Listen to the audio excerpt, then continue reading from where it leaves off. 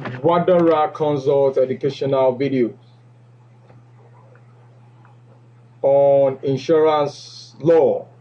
Please do well to like our videos and subscribe to our channel on YouTube to enable you to see more of our videos as we publish them.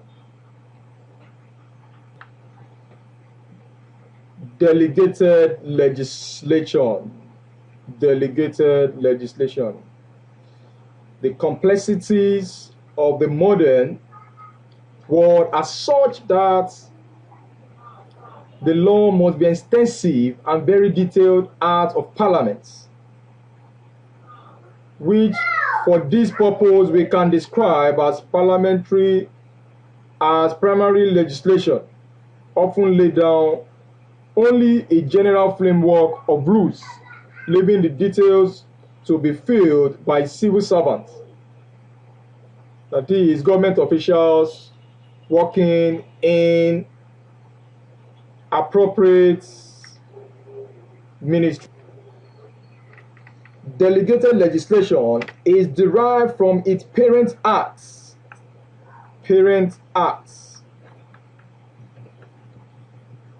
Which prescribe its parameters and procedures. Delegated legislature saves parliamentary time by considering matters of technical details. Is one of the advantages. It saves parliamentary time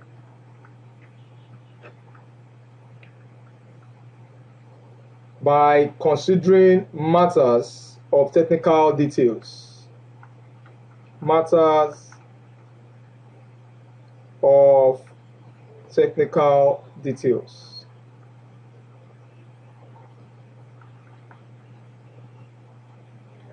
Technical details. Such details are prepared by those with relevant expert knowledge.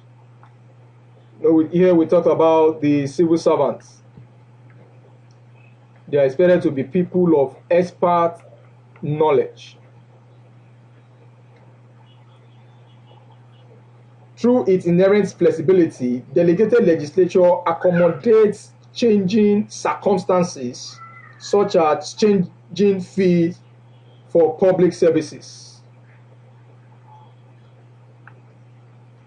Changing fees, part of what the changing fees for public services, developments in science, or minor change in government policy. Delegated legislation allows the rapid drafting of emergency powers in comparison to Acts of Parliament, which may take much time to pass. The flexibility of delegated legislation can be used to solve problems of governance in a timely way.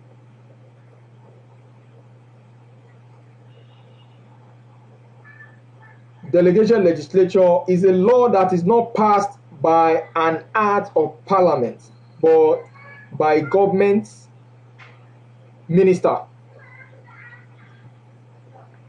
Government minister, not by the act of parliament. A delegated person, that means the legislature is delegating its powers to someone not a member of the legislative body, that is the legislature. Delegated legislation is used for a wide variety of purposes, such as fixing a date on which an act of parliament will come into force. We've said this.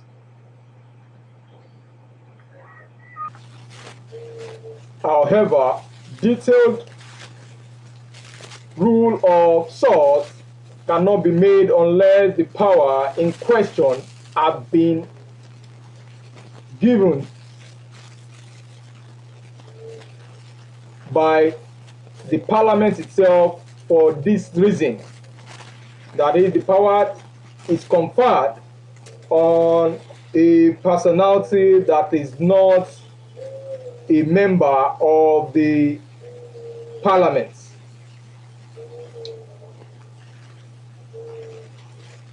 Act of parliament which lay down the rule often confers on a person or on persons or bodies. Parliament, government ministers, the power to make detailed rules and regulations for purpose of implementing the act. The act we confer such powers are called enabling acts or parent acts, and rules made under this authority of this act are known as delegated or subordinate legislation. They are made are called delegated or subordinate legislation.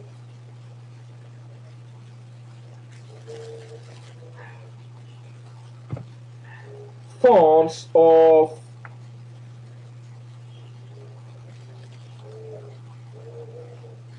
delegated legislation. Statutory instruments.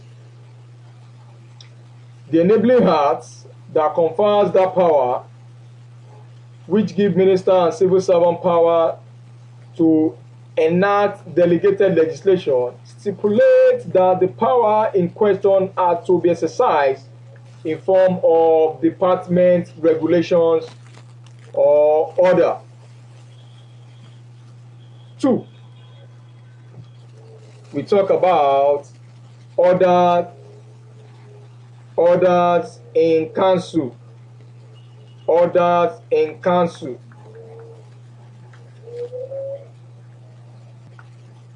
In council.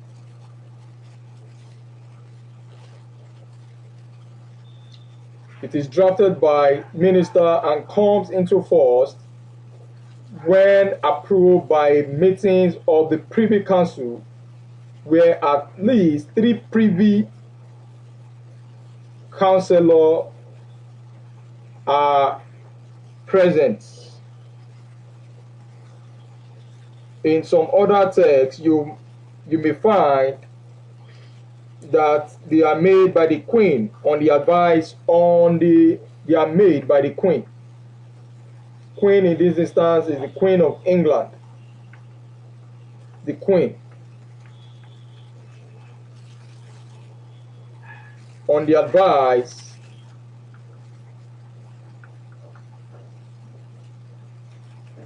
of the Privy Council. The Privy Council here is the government. The government. The orders in council are usually in matters of constitutional significance. An example is bringing into force emergency powers to be exercised by the minister. Emergency power to be exercised by the minister.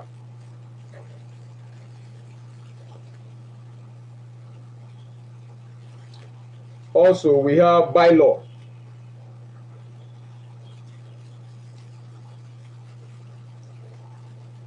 Statutory authority may be given certain bodies, particularly local authorities, to make bylaw which are of local application. They, however, require the approval of the appropriate minister.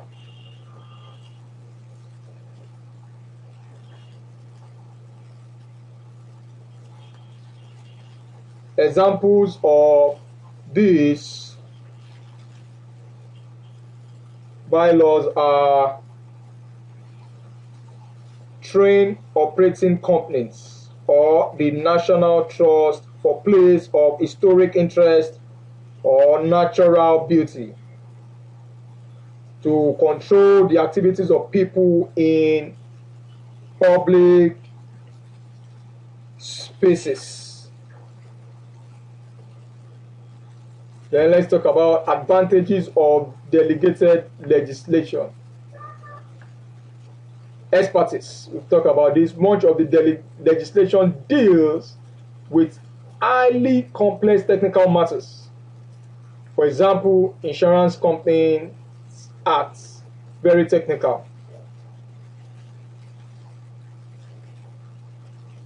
2, saving parliamentary time. Why do we delegate? Why will the Act of Parliament delegate powers to the minister or civil servant to act in their stead? Some of these parliamentarians are not, majority are not experts in certain fields, and because they require experts to deliberate on those subject areas, they may decide to delegate power, that is, transfer power, give them the authority to act on their behalf. This will save parliamentary time. Delegated legislature allows parliamentary to restrict itself to a broad framework of legislation only.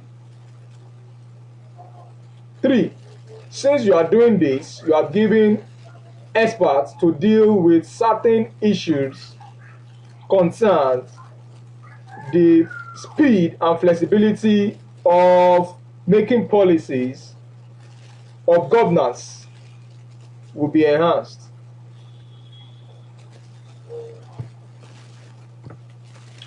Since you have talked about advantages, the benefits, it is necessary we mention, or we also discuss the disadvantages. 1 is bulk and lack of publicity. The sheer bulk of delegated legislature and law of publicity according to it means that nobody can possibly know what is contained in every statutory instrument, rules, and order. 2, insufficient democratic control. It is made by civil servants wherever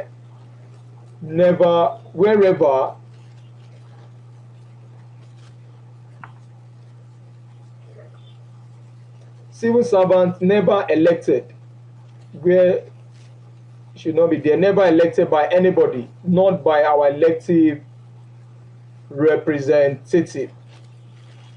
With this, we come to the discussion on delegated legislature.